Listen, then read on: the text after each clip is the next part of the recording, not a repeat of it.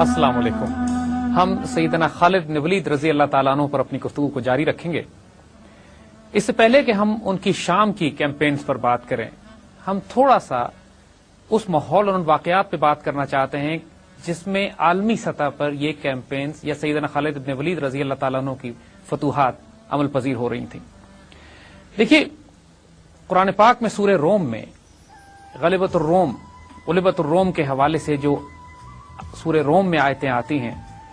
वो पर्शियन और Roman empires के आपस के तसादुम के हवाले से हैं। कुरान पाक में ये लिखा हुआ है कि रोमियों की और ईरानियों के आपस में तसादुम होता है, उसके नतीजे में रोमियों को शिकस्त होती है, लेकिन कुछ अरसे के बाद रोमन दोबारा अपने आप को रीऑर्गेनाइज करके हमला करेंगे। एक प्रेडिक्शन है, एक पेशिंगोई है कुरान में, और उस वक्त ईरानियों को शिकस्त होगी और मुसलमान खुश हो जाएंगे। कुरान पाक में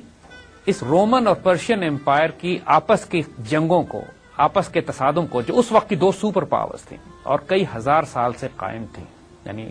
दुनिया के जितने भी बड़े रास्ते थे, दुनिया के जितने बड़े बर आजम थे, मशरकी वस्ता था और यूरोप और मशरक की तरफ ईरान से लेकर खुरासान और हिंद की सरहद तक, ये तमाम इलाके इन दो बड़ी रियासतों में तकसीम हुए हुए थे। और कुरान पाक में खास तौर पर इस वाक़े का जिक्र करने का मकसद ये था कि मुसलमान आलमी सतह पर होने वाली तब्दीलियों, जियो स्ट्रैटेजी और जियो पॉलिटिक्स और global super power confrontation scenario, यानी जो दो आलमी ताकतें आपस में तसादुम करती हैं तो उसके नतीजे में क्या हालात और वाक़यात जन्म लेते हैं, मुसलमानों के ईमान और दीन का हिस्सा बना दिया गया कुरान में जिक्र करके कि मुसलमान इसको मॉनिटर करें। दूसरी तरफ हुजूर सल्लल्लाहु अलैहि वसल्लम ने भी बिशारतें अता फरमा दी थीं। ईरान के खुसरो परवेज ने, ईरान के बादशाह ने जब हुजूर सल्लल्लाहु अलैहि वसल्लम का नाम मुबारक हुजूर का खत फाड़ के फेंका तो उस वक्त फरमा दिया गया था कि चंद अरसों में, कुछ अरसे में इसकी रियासत भी टुकड़े टुकड़े हो जाएगी। फिर हजरत सराका जब हिजरत के रास्ते पे हुजूर सल्लल्लाहु अलैहि वसल्लम और सैयदना अबू बकर सिद्दीक के पीछे आए तो उस वक्त हुजूर ने हजरत सराका को बिशारत दी कि कसरा के कंगन तुम्हारे हाथों में देखे जाएंगे और तुम्हारा उस वक्त क्या हाल होगा जो तुम कसरा के कंगन अपने हाथों में पहनोगे। ये बिशारत भी बिल्कुल वाज़ेह थी। फिर कुस्तुनतुनिया की हदीस, जिसमें कुस्तुनतुनिया की फतह होने की बिशारत आपने दी, और इस तरह के बहुत सारे ऐसे वाकयात और हालात थे कि मुसलमानों को ईमान की हद तक यकीन था कि कुछ अरसे में मुसलमान पर्शियन और रोमन एम्पायर से टकराएंगे भी और इंशाअल्लाह उनको मगलूब भी कर लेंगे। सैयदना अबू बकर सिद्दीक के दौर में पहली मर्तबा, यानी पहले फितना इर्तिदाद को जब खात्मा किया गया, जो मुर्तिद हो गए थे लोग और ज़कात देने से जिन्होंने इनकार किया था, उनकी सरकोबी के बाद जजीरा नुमा अरब में इस्लाम मुकम्मल तौर पर गालिब हो चुका था। मगर इस वक्त तक मुसलमानों ने कोई मिलिट्री एक्सपीडिशन या कैंपेन अरब से निकल के जजीरा नुमा अरब से बाहर जाके पर्शियन और रोमन एम्पायर के खिलाफ नहीं की थी, और इसके लिए गैर मामूली फिरासत, गैर मामूली तदब्बुर और गैर मामूली जुर्रत की जरूरत थी। और जाहिर है फिर इस काम के लिए अगर एक एक्सपीडिशन भेजना था एक गैर मुल्क में, एक ऐसी एम्पायर के सामने जो कई हजार साल से खड़ी हुई थी ईरानियों के मुकाबले में, तो उसके लिए सैयदना खालिद से बेहतर इंतखाब कोई नहीं हो सकता था। उन्हीं को इंतखाब किया गया। अब एक बात यहां जहन में रखने की जरूरत है। देखिए, ये एक जंगी कानून का बुनियादी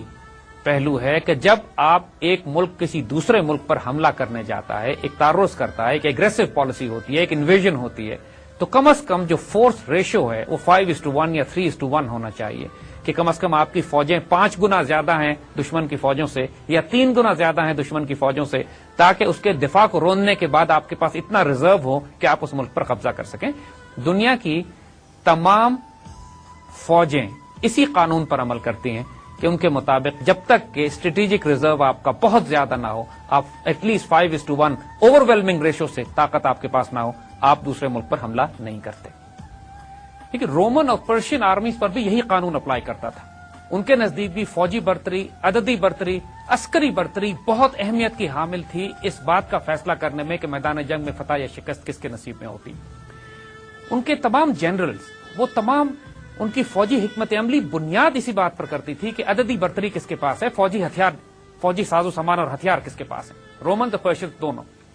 दूसरी बात यह कि जिस तरह कुरान पाक में जिक्र किया गया था कि रोमन और पर्शियन एम्पायर्स आपस में लड़ लड़कर इस कदर एक दूसरे को तबाह बर्बाद कर चुकी थी कि दोनों एम्पायर शदीद मार खा चुके थे आपस में एक दूसरे के हाथों। पिछले कई बरस से उनके आपस की खुरेज जंगें चल रही थी।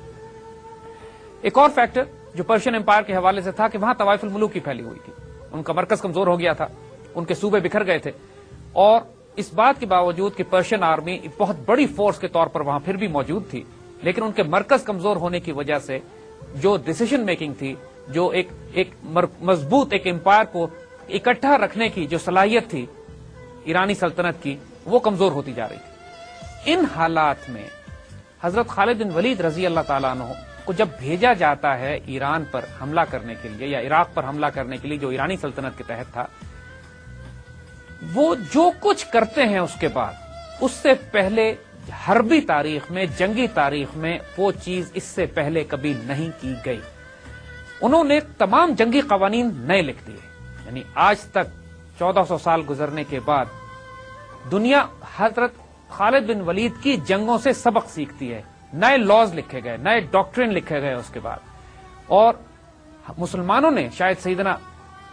خالد بن ولید کی اتنی قدر نہیں کی جتنی مغرب کے جنگی حکمت عملی کو اینالائز کرنے والے اسٹریٹجسٹ اور ٹیکٹیشینز اور جنرلز ان کی کیمپینز کو اسٹڈی کرتے ہیں اور پڑھتے ہیں، کیونکہ انہوں نے وہ تمام قوانین توڑ دیے جو اس سے پہلے دنیا میں رائج تھے۔ یعنی جب مسلمانوں نے حملہ کیا پرشیا کے اوپر، پرشین امپائر پہ، عراق ان کا پروونس تھا، تو جو بھی فوج ان کے مقابلے پر آتی تھی وہ کم از کم 5 گنا بڑی ہوتی تھی۔ یعنی یہ بات کہ عددی برتری اتنی ہونی چاہیے کہ حملہ آور فوج 5 گنا زیادہ ہو، جس فوج پر حملہ کیا جا رہا تھا وہ 5 گنا زیادہ ہوتی تھی۔ اس کے بعد کہاں یہ حال کہ عسکری وسائل اور سامان اور ہتھیار ان کا آپس میں ریلیشن شپ، مسلمانوں کا حال یہ تھا کہ ان میں کوئی ریگولر آرمی نہیں تھی، وہ ایک بہت ہی غیر معمولی فوج تھی کہ جس میں نہ کوئی افسر ہوتے تھے نہ کوئی جوان ہوتے تھے، جس کو چاہتے تھے افسر لگا دیتے تھے، جب چاہتے تھے افسر معزول ہو کے سپاہیوں کی صف میں آ جایا کرتا تھا۔ یہ تمام جہاد کے جذبے سے سرشار والنٹیئر آرمی تھی، جس کو نہ تنخواہیں ملتی تھی، جس کے پاس نہ جنگی ساز و سامان تھا نہ وسائل تھے، جس کو گھوڑے مل گئے وہ گھوڑے پہ سوار ہو گیا، جس کو اونٹ ملے وہ اونٹ پہ بیٹھ گیا، اور اس کی وجہ سے یہ ایک لائٹ کیولری بنتی تھی۔ یہ بہت ان کے پاس سوائے آرچری کے یعنی تیر اندازی کے سامان کے اور تلواروں کے اور نیزوں کے اور کوئی جنگی ساز و سامان ہوتا ہی نہیں تھا، اور پوری فوج کے پاس یونیفارم نہیں تھے۔ یعنی کمال کی بات یہ ہے کہ ڈھالیں بھی نہیں ہوا کرتی تھی، جس کے پاس جو لگا وہ ہے، یونیفارمز ان کے تھے نہیں، پھٹے پرانے کپڑے، اور بعض جگہ تو تلواریں بھی بغیر نیام کے ہوتی تھی، صرف کپڑے لپیٹ دیے جاتے تھے ان کے اوپر۔ آپ صرف یہ اندازہ کیجئے کہ یہ وہ فوج ہے کہ جو سیدنا خالد بن ولید اپنی قیادت میں جزیرہ نما عرب سے نکال کر پرشین امپائر کو چیلنج کرنے کے لیے لے کر جا رہے ہیں۔ اور پھر اس سے اگلی بات ہم آپ کو بتائیں، یہیں پہ بات کافی نہیں ہے، پھر جو جنگیں ہوا کرتی تھیں، یعنی جو تمام عراقی کیمپینز کی جنگیں ہیں، چاہے جنگ ذات سلاسل ہے یا اس کے بعد ہونے والی جتنی بھی، اس میں جو کیجولٹی ریشو تھا وہ اتنا غیر معمولی ہوا کرتا تھا کہ عقلیں دنگ رہ جاتی ہیں۔ یعنی ایک طرف پوری پرشین آرمی ہے، ایک طرف یہ ریگ ٹیگ پھٹے پرانے کپڑوں میں ایک والنٹیئر ملیشیا آرمی ہے جو جذبہ جہاد سے صرف سرشار ہو کے جاتی ہے اور تمام جنگی قوانین توڑ رہی ہے یہ، کیونکہ نہ اس کے پاس وسائل ہے نہ عددی برتری ہے، اور یہ ایک ایسی جگہ پہ جا کر جنگ کرنے کی کوشش کر رہے ہیں جہاں پہ ان کی سپلائی لائن بھی بہت زیادہ ایکسٹینڈ ہو جاتی ہے، یعنی ایکسٹیریئر لائنز پر آپ آپریٹ کر رہے ہیں، دشمن ہوم گراؤنڈ پہ کام کر رہا ہے، لہذا تمام جنگی قوانین تو یہاں ٹوٹ چکے ہیں۔ اس کے بعد جب جنگ ہوتی ہے تو نتیجہ کیا ہوتا ہے؟ یعنی جنگوں میں حال یہ ہوتا ہے کہ جب پرشینز کے ساتھ جنگ ہوتی ہے تو ایک جنگ میں 50,000 مارے جاتے ہیں اور مسلمان 400 شہید ہوتے ہیں۔ یعنی ریلیشن شپ بھی یہاں پر عقل کو دنگ کر دینے والا ہے کہ جنگی وسائل پورے نہیں ہیں، آپ ہوم گراؤنڈ میں نہیں ہاسٹائل ٹیریٹری میں جنگ کر رہے ہیں، آپ کے پاس وسائل پورے نہیں ہیں، اور اس کے بعد جب جنگ ہوتی ہے تو اتنا غیر معمولی نتیجہ نکلتا ہے کہ دنیا کی تمام جنگی حکمت عملی یہاں پھر فیل ہو کے رہ جاتی ہے۔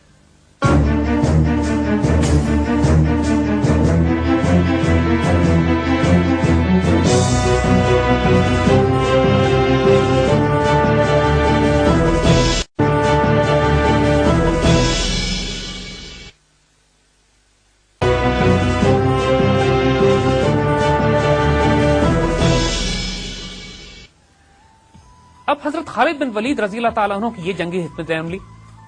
رومن اور پرشین امپائر کا یہ حال، ان کے اپنے اندر پرشینز میں طوائف الملوکی اور مسلمانوں کی وہ غیر معمولی قوت اور طاقت جس کے اندر جیسے ہم نے ذکر کیا کہ روحانی پہلو بہت زیادہ شامل، اور سیدنا خالد بن ولید کو سیف اللہ کا جو لقب حضور صلی اللہ علیہ وسلم کی طرف سے دیا گیا تھا، اس کی روحانی تائید اتنی تھی کہ جو کچھ اس کے بعد ہو رہا تھا وہ کسی جنگی قانون اور قاعدے کے تحت نہیں ہو رہا تھا، اتنا غیر معمولی تھا کہ اس کو کسی طرح اس وقت کا کوئی اینالسٹ، کوئی جنرل، کوئی اسٹریٹجسٹ، کوئی حکمران یا کوئی بادشاہ اینالائز نہیں کر سکتا تھا کہ اس خطرے کو کہ جو جزیرہ نما عرب سے نکل کر پرشین اور رومن امپائر پر حملہ کر رہا ہے، اس کا مقابلہ کیسے کیا جائے۔ یعنی بہت بڑا سائیکولوجیکل ایڈوانٹیج جو مسلمانوں کو خود بخود مل گیا وہ یہ کہ شروع میں اوور کانفیڈنٹ پرشین اور رومن امپائر نے تو مسلمانوں کے کسی کھاتے میں ہی نہیں رکھا۔ وہ یہ سمجھے کہ یہ تو روپے اور پیسے اور جائیداد اور دولت اور مال و دولت کے چکر میں کچھ لٹیرے آ گئے ہیں کہ جو ہمارے ملک پر قبضہ کرنا چاہتے ہیں، اور ان کو تو ہم اپنی چھوٹے چھوٹے جرنیلوں سے اور چھوٹے چھوٹے کمانڈروں کے ذریعے مار کے بھگا دیں گے۔ لہذا ان کا اوور کانفیڈنس کی وجہ سے وہ صحیح طرح اس تھریٹ کو اینالائز ہی نہیں کر سکے کہ جو تھریٹ اب ان کی سرحدوں پر یا ان کے صفوں کے درمیان پہنچ چکا تھا۔ آئیے اس حالات میں ہم تھوڑا سا سیریا کا یعنی ملک شام کا بھی جائزہ لیتے ہیں۔ شام ایک غیر معمولی حیثیت رکھتا تھا بائزنٹائن امپائر کے لیے۔ شام جس طرح آج ہم جانتے ہیں سیریا، اس طرح اس زمانے میں شام نہیں تھا۔ اس زمانے میں ملک شام جو تھا اس کے اندر جارڈن آج کا،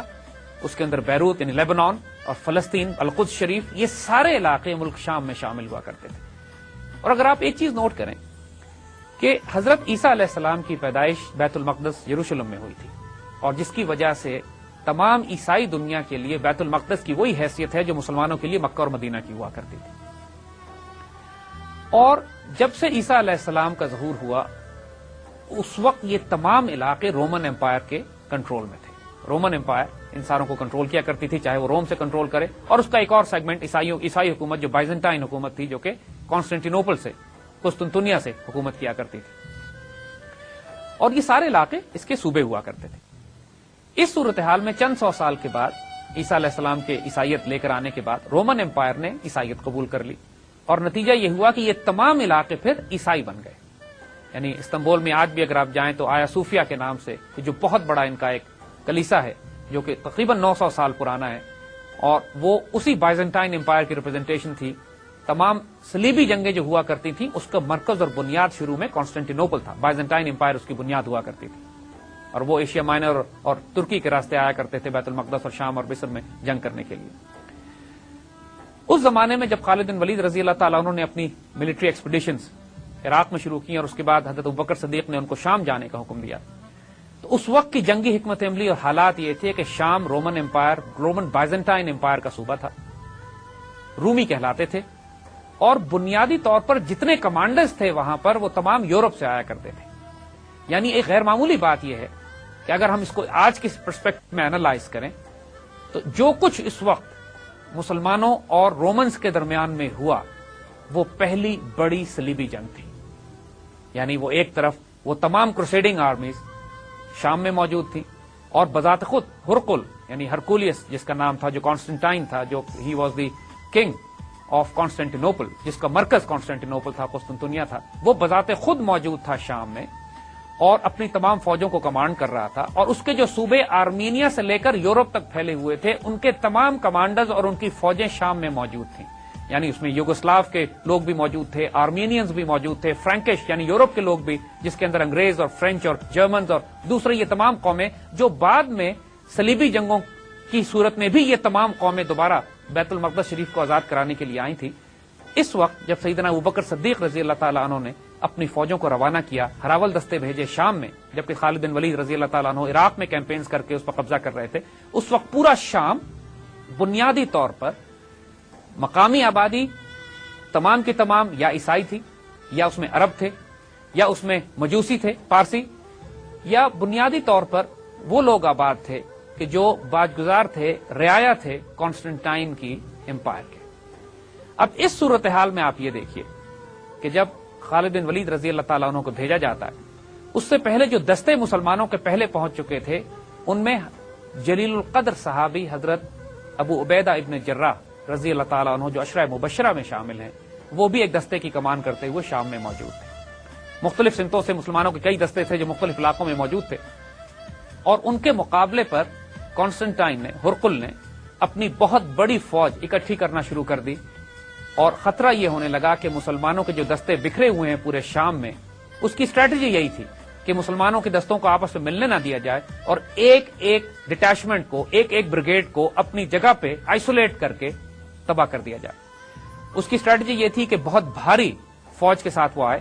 اور آپس کے راستے، درمیانی راستوں کو منقطع کر کے، ابو عبیدہ ابن جراح کے ڈیٹیچمنٹ بریگیڈ ایک طرف رہ جائے گا، دوسرے صحابہ کی ڈیٹیچمنٹ بریگیڈ دوسری طرف رہ جائیں گے، اور بیچ کے راستوں کو منقطع کر کے وہ ایک ایک بریگیڈ کو گھیر کر تباہ کرتا چلا جائے گا۔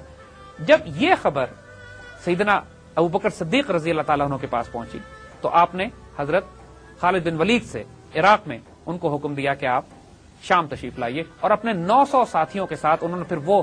غیر معمولی سفر کیا، لاجواب سفر کیا، جس کو ہم پہلے ذکر کر چکے ہیں کہ وہ ایک ریگستان سے ہوتے ہوئے جہاں پانی کا ایک خطرہ نہیں تھا اور گم ہونے کے پورے چانسز تھے، اور کسی کو یقین نہیں تھا کہ وہ سفر کر کے سلامت پہنچ سکیں گے، لیکن انہوں نے اس سفر کو کیا، شام میں داخل ہوئے، اور جس کو کہتے ہیں انگریزی میں کہ he had the advantage of surprise, انہوں نے پورے رومنز کو، ان پورے گیرزنز کو جو شام میں تھے، کیونکہ وہ توقع نہیں کر سکتے تھے کہ اس راستے سے عراقی فوجیں آ کر، عراقی مسلمان فوجیں آ کر اپنے ان گیرزنز کو مضبوط کریں گی یا ان کی کمک سپلائی پہنچائیں گی کہ جو آلریڈی شام میں رومنز کے نرغے میں آنے والے تھے۔ شام میں سب سے پہلے سیدنا خالد بن ولید رضی اللہ تعالیٰ عنہ نے حضرت ابو عبیدہ ابن جراح سے رابطہ قائم کیا، اور ان کی فوجیں آپس میں ملتی ہیں، اور ان کا آپس میں، جس کو آج کل کی زبان میں کہتے ہیں کہ دو مسلمان بریگیڈ دے لنکڈ اپ، ان کی لنکنگ اپ ہوتی ہے، اور اب بیٹھ کے جنگی حکمت عملی تیار کی جاتی ہے۔ یہ حکمت عملی بنائی گئی کہ تمام مسلمان فوجیں بالفور اپنے آپ کو اکٹھا کریں، تاکہ اکیلے اکیلے دشمن کے نرغے میں آنے کے بجائے ایک اکٹھا ہو کر ایک بڑی فوج تشکیل دی جائے، اور جو براہ راست رومن امپائر کے قلب پہ حملہ کرے، یعنی دمشق پہ قبضہ کرنے کی کوشش کرے۔ اگر دمشق فال ہو جاتا ہے تو اس کے بعد شام پر قبضہ کرنا بہت آسان تھا، نہیں بڑے بڑے صوبے جو وہاں پہ موجود تھے، ایک دمشق تھا، ایک بڑا شہر جو تھے دمشق تھا، دوسرا بیت المقدس شریف تھا، انطاکیہ تھا، تمام وہ جو سمندر کے ساتھ ساتھ جو آج کل کے لبنان اور بیروت کے آس پاس کے علاقے ہیں، وہ تمام بڑے بڑے قلعے اور شہر موجود تھے۔ بہت بڑا مرکز تھا یہ بائزنٹائن امپائر کا، وہ اس کو اپنی prize crown of the empire کہا کرتے تھے، اور اتنا خوبصورت صوبہ تھا یہ کہ پورے بائزنٹائن امپائر میں اس سے زیادہ خوبصورت صوبہ ان کے پاس کوئی نہیں تھا، اور ظاہر ہے وہ بہت جیلسلی اس کو گارڈ کرنے کے لیے تیار تھے۔ پلان یہی کیا گیا، پہلے مسلمانوں نے چھوٹی چھوٹی جھڑپیں ہوئیں، بصرہ کے شہر پہ قبضہ ہوا، چند ایک چھوٹے چھوٹے قلعوں پہ قبضہ کیا گیا، لیکن اس کے بعد مسلمانوں نے اپنا محاصرہ دمشق یعنی ڈماسکس کے گرد لگایا اور انتظار کرنے لگے کہ کسی طرح اس پر قبضہ کیا جا سکے۔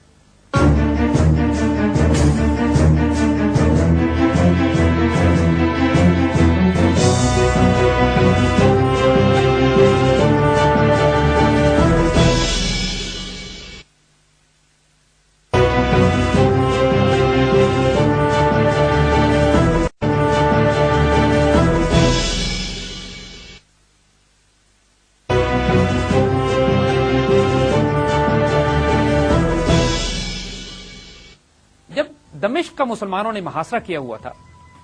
تو اسی وقت مسلمانوں کو خبر یہ ملی کہ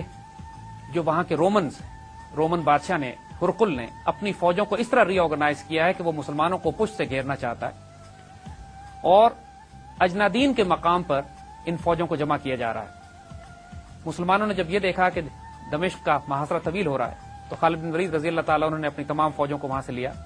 اور واپس نکلے حضرت ابو عبیدہ ابن جراح کے ساتھ، اور اپنی فوجوں کو اجنادین کے مقام کی طرف بڑھنا شروع کیا کہ جہاں پر ان کی بہت بڑی ایک فیصلہ کن جنگ ہونے والی تھی۔ لیکن اس سے پہلے ایک غیر معمولی واقعہ ہوا۔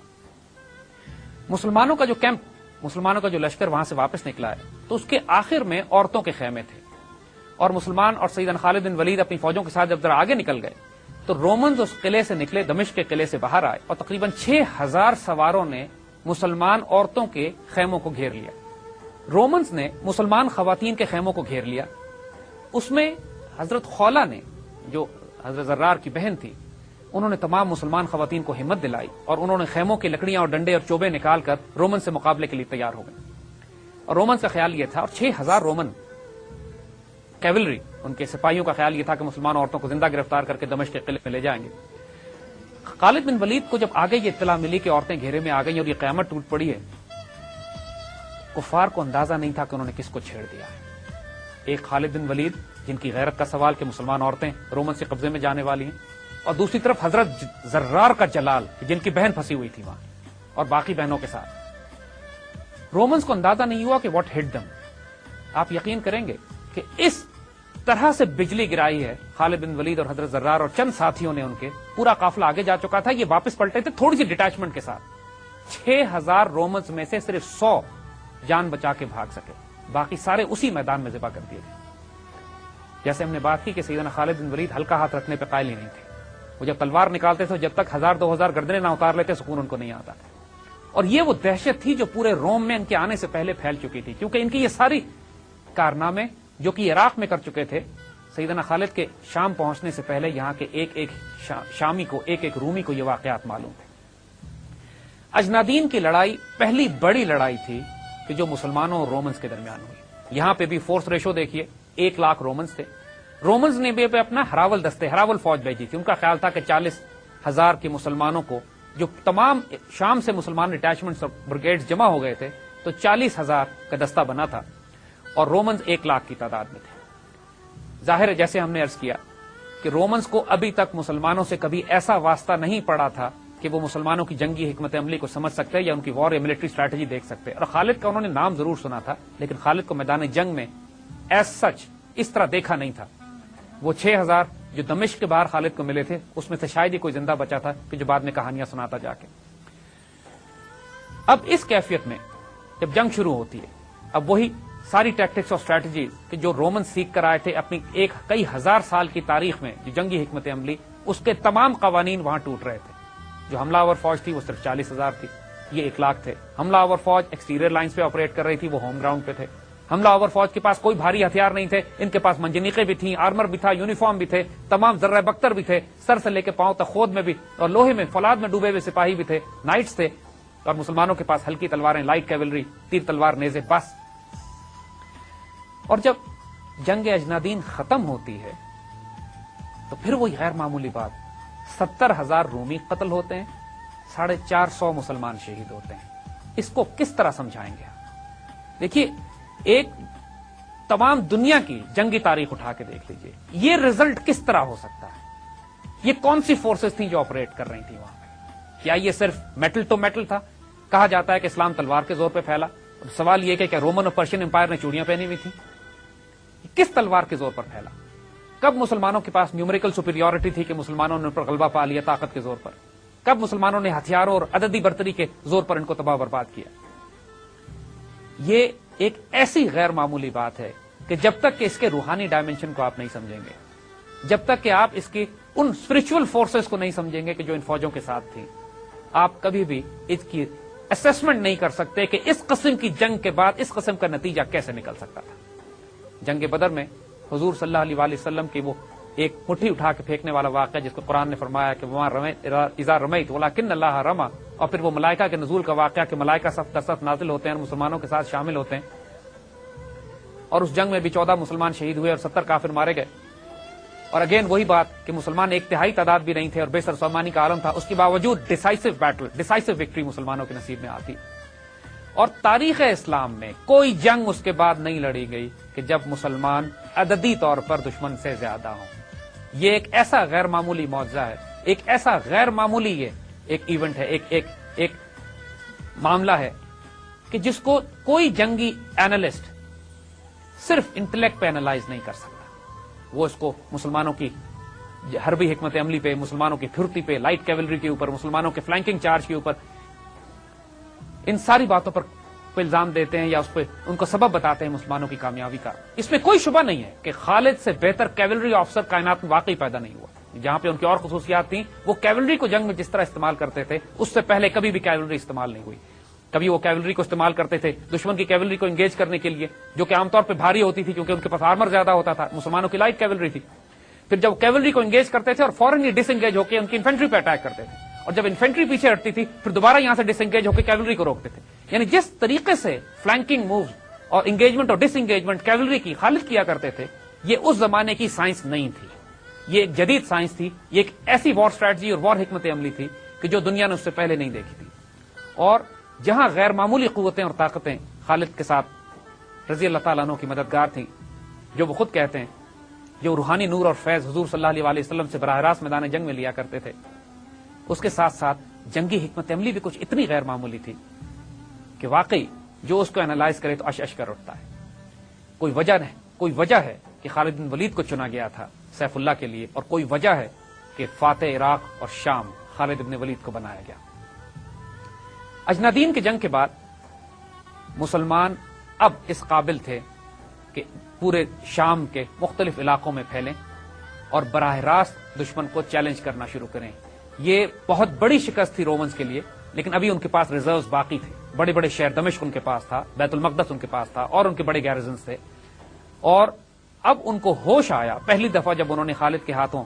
اس طرح ان کا میسکر کیا گیا، اس طرح تقریباً تباہ برباد کر دی گئی پوری رومن آرمی. اب ان کو احساس ہوا کہ اس کو سیریس لینا پڑے گا. انہوں نے پورے امپائر سے فوجیں بلانی شروع کی. آرمینیا کا بادشاہ ماہن خود اپنی فوج لے کے پہنچا. فرینکس پورے یورپ سے فوجیں آئیں. سلاف، جیسے ہم نے عرض کیا، یوگوسلاویا اور سلاف کے علاقوں سے لوگ آئے، اپنے ان کے بادشاہ اپنی فوجوں کو لے کے پہنچے. اور خود ہرکولیس اپنی فوج کے ساتھ خود وہاں موجود تھا، اور بڑے بڑے کمانڈرز اور جنرلز کے ساتھ اس نے دوبارہ ایک جنگ کی بڑی بھرپور تیاری شروع کی. مسلمانوں کو معلوم تھا کہ مزید جنگیں آگے خوریز آنے والی ہیں، لیکن جتنی خوریز جنگوں نے آگے آنا تھا، اکثر مسلمان جو کہ مکہ اور مدینے سے آئے تھے ان کو خود بھی اس کا احساس نہیں تھا. آگے جو تاریخ ہونی ہے وہ بہت غیر معمولی ہے.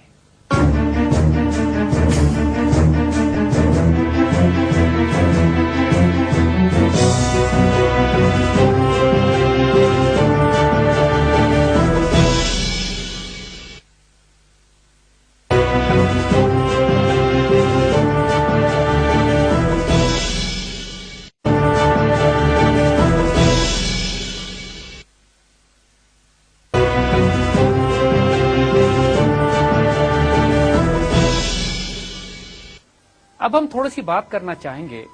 اس فوج کی روحانی کیفیت پہ. دیکھیے، جو کچھ فتوحات اس کو مل رہی تھیں، جیسے ہم نے بات کی کہ جب ہم ایک کمپریہنسو انالیسس کرتے ہیں ان تمام کیمپینز کا کہ جو اس زمانے میں مسلمان لانچ کر رہے تھے پرشین اور رومن امپائر کے خلاف، ہم نے ان کی جیو اسٹریٹجک انوائرمنٹ کو اسٹڈی کیا کہ رومن اور پرشین امپائر کا کیا حال ہے. ہم نے ان کی ملٹری ٹیکٹکس کو اسٹڈی کیا کہ مسلمان کن ٹیکٹکس کو ڈپلوائے کرتے تھے، اور رومن اور پرشین امپائر یا ان کے کمانڈرز اور ان کے جنرلز کس قسم کی جنگی حکمت عملی کے عادی تھے. مگر اس میں ایک بہت اہم کنٹینٹ ہے جس کی تاریخ ایسی شہادتیں دیتی ہے کہ ہم چاہیں گے کہ وہ شہادتیں آج آپ کے سامنے پیش کریں. جنگ اجنادین میں جب پہلی مرتبہ رومنز کا واسطہ پڑا سیدنا خالد بن ولید سے، پہلی دفعہ ایک باقاعدہ جنگ ہوئی، تو اس سے پہلے ان کا ایک پادری سیدنا خالد کے پاس آیا اور سیدنا خالد سے کہتا ہے کہ کیا تم ان کے سپہ سالار ہو؟ خالد بن ولید رضی اللہ تعالیٰ عنہ نے فرمایا کہ میں اس وقت تک ان کا سپہ سالار ہوں جب تک میں اللہ اس کے رسول صلی اللہ علیہ وسلم کے حکم کی اطاعت کرتا رہوں گا، اور جب میں حکم عدولی کروں گا پھر نہ یہ میری عزت کریں گے نہ میں ان کا سپہ سالار ہوں گا. بے اختیار پادری کے منہ سے نکلا، یہی وجہ ہے کہ تم لوگ ہمیں شکست پر شکست دیتے جا رہے ہیں. اسی طرح حضرت خالد بن ولید رضی اللہ تعالیٰ عنہ نے حضرت زرار کو بھیجا کہ وہ جائیں اور رومنز کے لشکر کی جاسوسی کریں. اور زرار مشہور تھے ننگے بدن لڑنے پہ، یعنی کمر تک وہ اپنی قمیض اتار دیتے تھے اور تلوار اور نیزہ ہاتھ میں لے کر دور سے پہچانے جاتے تھے کہ یہ زرار لڑ جائے. اور زرار چونکہ نسبت طبیعتاً فطرتاً ایک دلیر اور جانباز، تو جاسوسی کرنے کے لیے ان کو بھیجے گیا تو وہ رومن لشکر کے اتنے قریب چلے گئے کہ بالکل رومنز کے سامنے کھڑے ہو کے ان کی پوزیشنز کا جائزہ لے رہے تھے. رومنز نے ان کے مقابلے پر 30 مضبوط جوان روانہ کیے کہ ان کو گرفتار کر کے لائے. زرار پہلے تو آہستہ آہستہ اپنے گھوڑے کو دلکی چار دوڑاتے رہے، اور جب وہ رومنز اپنے کیمپ سے بہت دور آ گئے تو زرار نے پلٹ کر ان پر حملہ کیا. پھر آپ یقین کریں گے کیا ہوا؟ 30 میں سے 19 کو زرار نے مار گرایا اکیلے نے، اور وہ 11 بھاگ گئے. اب جو دہشت طاری ہو چکی تھی رومن لشکر پر مسلمانوں کی، اور واقعی یہ افواہیں گردش کرنے لگیں وہاں پر کہ شاید یہ کوئی غیر مرئی قوتیں اور طاقتیں ان کے ساتھ ہیں. رومن جنرل نے اپنا ایک جاسوس بھیجا خالد بن ولید رضی اللہ تعالیٰ عنہ کے لشکر میں، اور یہ تاریخ ریکارڈ کرتی ہے ان الفاظ کو اور ان واقعات کو. اس شخص نے مسلمانوں کے ساتھ، وہ عرب عیسائی تھا، آسانی سے مسلمانوں میں گھل مل گیا اور مسلمانوں کو معلوم بھی نہیں ہوا، اور مسلمانوں کے لشکر میں آ کے اس نے رات گزاری اور واپس جا کر اپنے بادشاہ کو رپورٹ کیا کرتا ہے. وہ کہتا ہے کہ رہبان باللیل والفرسان بالنہار، یہ وہ لوگ ہیں کہ رات میں ان کو دیکھو تو لگتا ہے کہ راہب ہیں، ساری رات عبادت، نماز، زہد، قرآن پڑھنے، تلاوت میں گزار دیتے ہیں جیسے دنیا سے کوئی واسطہ نہیں. اور فرسان بالنہار، دن میں دیکھو تو ایسے شہ سوار ہیں کہ لگتا ہے کہ اور کوئی کام ان کو نہیں سوائے شہ سواری کے. اور پھر ساتھ اس نے یہ کہا کہ یہ لوگ ایسے ہیں کہ اگر بادشاہ کا بیٹا ان کا چوری کرے تو اس کے ہاتھ کاٹ دیں، اور اگر بادشاہ وقت خود برائی یا بدکاری کرے تو اس کو سنسار کر دے. یعنی یہ اتنی بڑی تصدیق اور گواہی مسلمانوں کے کیریکٹر اور کردار پر، اس پوری فوج کے کردار پر جو تاریخ میں ثبت کر دی گئی ہے، لکھ دی گئی ہے ہمیشہ. ایک عیسائی جاسوس نے اپنے بادشاہ کو رپورٹ کیا جا کے کہ اس کردار اور اس اخلاق کے لوگ اب ہم سے مقابلہ کرنے کے لیے آئے. جنگ اجنادین، اس کا نتیجہ ہم نے آپ کو بتا دیا. تقریباً 50 سے 70 ہزار رومن قتل ہوئے اور صرف 450 مسلمان شہید ہوئے. یہ بات عقل میں آنے والی نہیں ہے. ایک پروفیشنل سیکیورٹی اینالسٹ ہوتے ہوئے بھی اگر صرف انٹلیکٹ پہ ہم اس کو اینالائز کریں تو ہم اس کو نہیں سمجھ پاتے کہ مسلمانوں کی کیجولٹیز اتنی کم کیوں ہوتی ہیں، جبکہ مسلمان تعداد میں بھی 1/5 یا 1/6 ہوا کرتے تھے. اس جنگ میں کم از کم 1/3 کا ریشو تھا. مسلمان 40,000 اور رومن 1,00,000. ہتھیاروں کا بھی کوئی توازن نہیں تھا. یہ وہ غیر معمولی باتیں تھیں جن کو ہم انٹلیکچوئل پلین پہ نہیں لیکن روحانی یا اسپرچل پلین پر سمجھ سکتے ہیں. اور جب تک کہ مسلمان جنرل، مسلمان اینالسٹ، مسلمان ٹیکٹیشینز اس روحانی ڈائمنشن کو شامل نہیں کریں گے جس کا آغاز ہر مسلمان جنرل کی ہر مہم میں، ہر اس غازی نے جس نے تاریخ مرتب کی ہے، اس میں سب سے اہم پہلو یہی روحانی ڈائمنشن رہا ہے. چاہے وہ جنگ بدر کی مٹی اٹھا کر پھینکنے سے ہو جو حضور صلی اللہ علیہ وسلم نے پھینکی، یا اس کے بعد آنے والے تمام جنگوں میں اور حالات میں اور واقعات میں. یہ نظر نہ آنے والی ڈائمنشن وہ ہوتی ہے جو فیصلہ کن ہوتی ہے میدان جنگ میں. جنگ اجنادین میں ایک بہت ہی غیر معمولی واقعہ اور بھی ہوتا ہے، اس کو ہم یہاں سنانا چاہیں گے. جب یہ ساری رپورٹس کہ مسلمان کس قسم کے لوگ ہیں، کیا ان میں روحانیت ہے، کیا ان میں طاقت ہے، اور وہ یہ دیکھ ہی چکے تھے کہ ایک زرار جب 19 ان کے سپاہیوں کو قتل کر سکتے ہیں تو پھر آگے ان کا کیا حشر ہونے والا ہے. تو جو وردان ان کا گورنر تھا، ان کا کمانڈر تھا، اس نے ایک سکیم بنائی کہ ہم دھوکے سے سیدنا خالد بن ولید رضی اللہ تعالیٰ عنہ کو شہید کر دیں گے. اور اس کے لیے اس نے سکیم یہ بنائی کہ رات کو ایک خاص مقام پر اپنے 10 شہ سوار اس نے چھپا دیے اور ایک آدمی بھیجا اس نے قاصد کے طور پر خالد بن ولید رضی اللہ تعالیٰ عنہ کے پاس کہ جو خالد بن ولید سے یہ کہے گا جا کے کہ صبح وردان آپ سے ملنا چاہتا ہے، ان کا سپاہ سالار آپ سے ایک میٹنگ کرنا چاہتا ہے میدان جنگ کے بیچ میں. اور جب وہ خالد بن ولید ملاقات کے لیے بیچ میں آئیں گے تو وہ سپاہ سالار خالد بن ولید کو پکڑ لے گا اور وہ 10 سوار جو چھپے ہوئے تھے رومنز وہ نکل کر آئیں گے اور خالد بن ولید کو شہید کر دیں گے. یہ اسکیم انہوں نے بنائی. لیکن جب وہ عیسائی خالد بن ولید کے سامنے پہنچا ہے اور اس نے یہ سارا پلان رکھا ہے کہ ہم آپ سے محبت اور پیار کی باتیں کرنا چاہتے ہیں، ایک امن اور پیس ڈیل کرنا چاہتے ہیں، کانفیڈنس بلڈنگ میجر، CBM، یہ سارے معاملات جو آج کل ہم بھی آس پاس ان ٹرمز اور اصطلاحوں کو سنتے رہتے ہیں. دشمنوں کا مزاج اور فطرت یاد رکھیے گا کبھی نہیں بدلے گی جہاں تک مسلمانوں کا تعلق ہے. یہ کانفیڈنس بلڈنگ میجرز کا دھوکہ دے کے قتل کرنے کی سازشیں اجنادین میں بھی تھیں اور آج بھی پاکستان اور انڈیا ریلیشن شپ میں یہی سازشیں چل رہی ہیں. خالد بن ولید رضی اللہ تعالیٰ عنہ سیف اللہ ہے، روحانی تائید حاصل ہے. ظاہراً کوئی وجہ نظر نہیں آتی کہ اس بات پر اعتبار نہ کیا جائے، کوئی خرابی بھی نظر نہیں آتی. بیچ میدان جنگ میں جا کے دوسرے کمانڈر ان چیف سے ملا جا سکتا ہے، لیکن اللہ کی طرف سے اشارہ ہوتا ہے اور یہ اللہ کا مجاہد جلال میں آ جاتا ہے. گہری آنکھوں میں، نگاہوں میں اتنے غور سے جھانکتے ہیں کہ وہ قاصد کانپ اٹھتا ہے. خالد بن ولید اس کو تھریٹ کرتے ہیں کہ یاد رکھو اگر تم نے دھوکہ کیا میرے ساتھ تو میں تمہارا وہ حشر کروں گا کہ تم یاد کرو گے. خوف کے مارے وہ قاصد جان کی امان لے کر سارے راز بتا دیتا ہے. خالد بن ولید کو جب یہ آشکار ہوتا ہے کہ اصل کھیل کیا تھا تو پہلے تو آپ کو جلال آتا ہے اور بلکہ آپ خود یہ ارادہ کرتے ہیں کہ تلوار لے کر جائیں اور پہلے تو ان 10 چھپے ہوئے رومنز کو قتل کریں. مگر حضرت ابو عبیدہ ابن جراح نے صلاح یہ دی کہ آپ جانے کے بجائے زرار کو بھیجیے اور زرار جا کے اس جگہ پر ان کو قتل کریں گے یا ان کو گرفتار کریں گے اور اگلے دن کی اسکیم ویسی ہی رکھی جائے جیسے کہ تھی. لہٰذا اگلے دن جب خالد بن ولید وردان سے ملنے کے لیے میدان جنگ کے بیچ میں پہنچے تو اس سے پہلے رات کو حضرت زرار 10 ساتھیوں کے ساتھ جا کے ان رومنز کو قتل کر چکے تھے اور ان کے یونیفارم میں، ان کی وردیوں میں، ان کے ضرب، ان کے بختر اور آرمر پہن کر خود وہاں چھپے ہوئے تھے. اور جب وردان نے وہی شرارت کی جو اس کو کرنی چاہیے تھی، اس نے خالد بن ولید کو پکڑ لیا اور اپنے ساتھیوں کو آواز دی تو خالد بن ولید سکون سے وہاں کھڑے رہے اور حضرت زرار تلوار ہاتھ میں لے کے 10 ساتھیوں کے ساتھ ان کو گھیر کے کھڑے ہو گئے. وہاں جب وردان نے یہ دیکھا کہ کھیل الٹ گیا ہے تو صرف یہ بھیک مانگی اس نے خالد بن ولید سے کہ مجھے اپنے ہاتھ سے قتل کیجیے گا، زرار کے ہاتھوں نہ قتل کرائیے گا. خالد بن ولید اتنے جلال میں تھے، زرار کو صرف اشارہ کیا اور وردان کی گردن تن سے جدا کر دی گئی. اس کے بعد ایک عام حملہ اور ایک عام لڑائی، اور ظاہر ہے جب کمانڈر ان چیف پہلے ہی حملے میں قتل ہو چکا ہو تو اس کے بعد فوجوں نے پھر کیا ٹکنا ہے. پھر وہی ہوا جو ہوا، 70,000 رومن قتل ہوئے 450 مسلمان شہید، اور اس کے بعد مسلمانوں کا رخ پھر دمشق کی طرف ہو گیا۔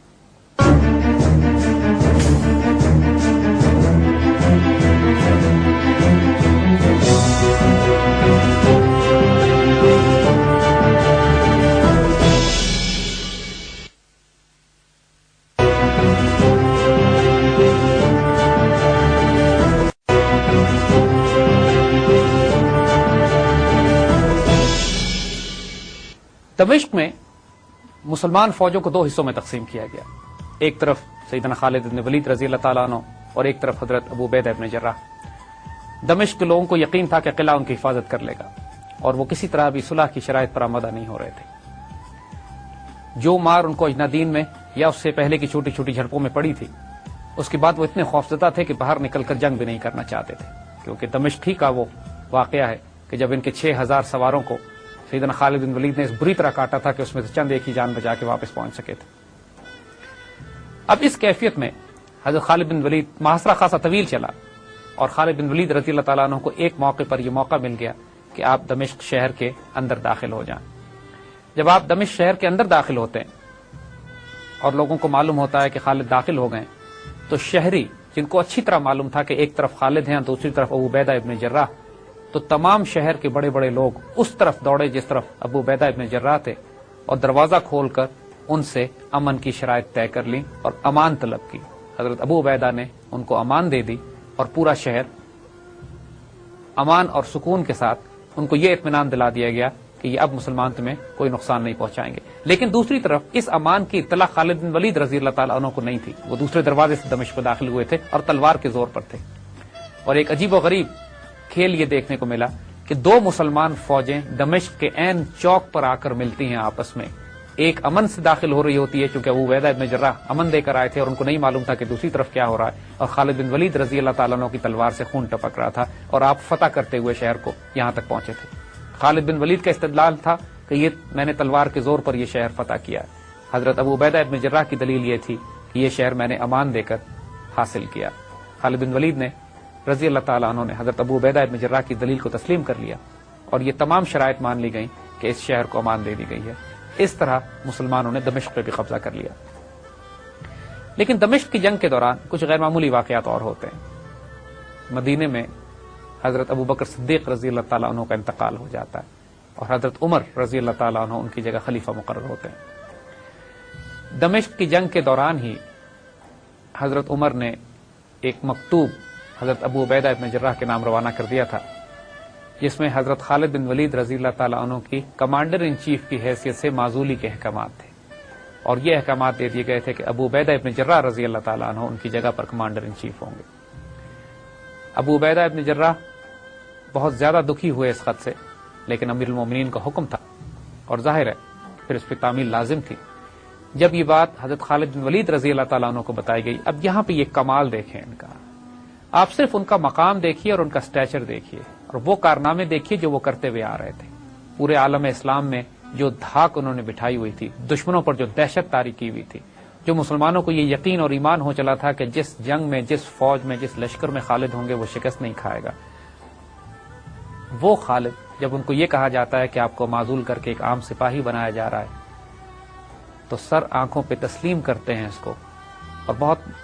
اطمینان سے کہتے ہیں کہ اگر عمر کے لیے لڑتا تھا تو اب نہیں لڑوں گا، لیکن اگر اللہ کے لیے لڑتا تھا تو اسی طرح ایک سپاہی کی طرح اپنی ڈیوٹی انجام دوں گا۔ اور تاریخ نے دیکھا کہ اس کے بعد خالد کی تلوار اسی طرح چلتی رہی جس طرح ایک مجاہد اور ایک سپاہی کی تلوار چلتی ہے۔ یہ کیریکٹر تھا۔ مجھے آج بتائیے کہ دنیا کا کون سا آج کے ہمارے حکمرانوں میں، ہمارے لیڈرز میں، ہمارے جرنیلوں میں کون ایسا ہے جس کے پاس یہ کیریکٹر ہو کہ اگر اس کو راتوں رات سپاہی بنا دیا جائے تو اس کی سنسیریٹی، اس کے اخلاص، اس کے جذبہ قربانی، اس کے جذبہ شہادت میں کوئی کمی واقع نہ ہو۔ جب اس طرح کے کمانڈرز ہوتے ہیں جیسے خالد تھے، جب اس طرح کی فوجیں ہوتی ہیں کہ جو رات کے راہب اور دن کے شہسوار ہوتے ہیں، جب اس طرح کے سپاہی ہوتے ہیں جیسے زرار تھے، تو پھر نئی تاریخ مرتب کی جاتی ہے، نئی جنگی حکمت عملی لکھی جاتی ہے، نئے ڈاکٹرنز لکھے جاتے ہیں، اور پھر وہ تاریخ بنتی ہے کہ جیسے ہم روم اور پرشین امپائر کے خلاف اس وقت کی مسلمان فوجوں کی دیکھ رہے تھے۔ خالد بن ولید رضی اللہ تعالیٰ عنہ اور حضرت ابو عبیدہ ابن جراح آپس میں بہت زیادہ ادب اور محبت کا تعلق تھا ان کا. اور جب خالد بن ولید رضی اللہ تعالیٰ عنہ نے ان سے یہ پوچھا کہ اب میرے لیے اگلا حکم کیا ہے، تب ابو عبیدہ بن جراح نے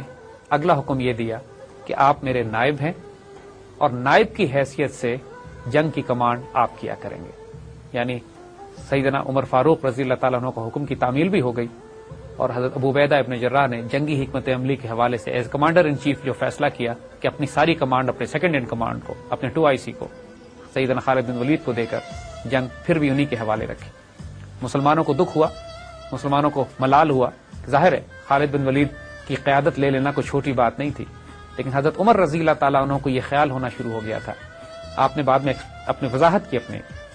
کہ لوگوں کو شاید یہ شک ہونے لگا تھا کہ فتح خالد کی وجہ سے ہوتی ہے اور اللہ پہ ان کا توکل کمزور ہو رہا تھا، اس لیے میں نے یہ قدم اٹھایا. میرے دل میں خالد کے لیے ذاتی طور پر کوئی دقت نہیں. اور بات کی گواہی تاریخ نے دی ہے بعد میں کہ خالد بن ولید اور حضرت عمر رضی اللہ تعالیٰ عنہ کے بعد کے آپس کی، چونکہ یہ دوست تھے، آپس کے اختلافات ان کے تھے، لیکن اختلافات ان کے اللہ کے دین کے تحت تھے. کبھی کوئی ایسا اختلاف نہیں ہوا کہ جس سے فتنہ پھیلے یا کوئی دقت ہو. اور دونوں آپس میں بہت زیادہ عزت، محبت، پیار اور احترام کا رابطہ رکھتے تھے. یہ آپس میں دوست بھی تھے، تقریباً ہم عمر، اور دونوں ہی ماشاءاللہ جو پرسنالٹیز اگر آپ دیکھیں سیدنا عمر کی اور سیدنا خالد کی، تو یہ بات سمجھ میں آ جاتی ہے کہ یہ دو تلواریں اپنی اپنی جگہ پہ چمکتی تھیں. دیکھیے دمشق فتح ہونے کے بعد اب بائزنٹائن حکمرانوں کو ہرقل کو یہ یقین ہو چلا تھا کہ سیریا اب اس کے ہاتھ سے نکلنے والا ہے. ان کے لیے یہ ایسے دہشتناک خبر تھی، ایک ایسا نائٹ میئر تھا، ایک ایسا خواب تھا جس کا یہ تصور بھی کبھی نہیں کر سکتے تھے. وہ مسلمان جس کو کچھ عرصے پہلے تک یہ صرف پیسوں پہ، روپے اور دولت پہ ہی لالچ میں خرید کر یہ دھمکا کے ڈرا کے نکالنے کے موڈ میں تھے، اب حالت یہ تھی کہ ان کی اپنی سلطنت، ان کے اپنا امپائر، ان کے اپنے سلطنت کا سب سے خوبصورت اور زرخیز صوبہ ان کے ہاتھ سے نکلنے والا تھا. لیکن ابھی ان میں دم باقی تھا. تمام عیسائی دنیا میں، تمام بائزنٹائن امپائر میں اعلان جنگ کرا دیا گیا. دنیا کے ہر کونے سے لشکر اور فوجی پہنچنا شروع ہوئے. اور جیسے ہم نے عرض کیا کہ پہلی صلیبی جنگ کی تیاری وہی کال دی گئی، کیونکہ اب بیت المقدس خطرے میں تھا. اس کے بعد کیونکہ بیت المقدس ان کے لیے ایک بہت بڑی متبرک جگہ ہے. ان کو یہ معلوم تھا کہ مسلمانوں نے جب دمشق پر قبضہ کر لیا ہے تو بیت المقدس اب ان کی زد میں ہوگا. دمشق دارالخلافہ تھا. اسی طرح جس طرح بعد کی آنے والی صلیبی جنگوں میں کالز دی گئی مسلمانوں کو اس ارض مقدس سے نکالنے کی، اسی طرح اس دور میں بھی ہرقل نے ایک عام اعلان جنگ کرایا اور لشکر پوری دنیا سے پہنچنا شروع ہوئے اور ایک بہت بڑا لشکر جرار تیار کیا گیا، تقریباً 2.5 لاکھ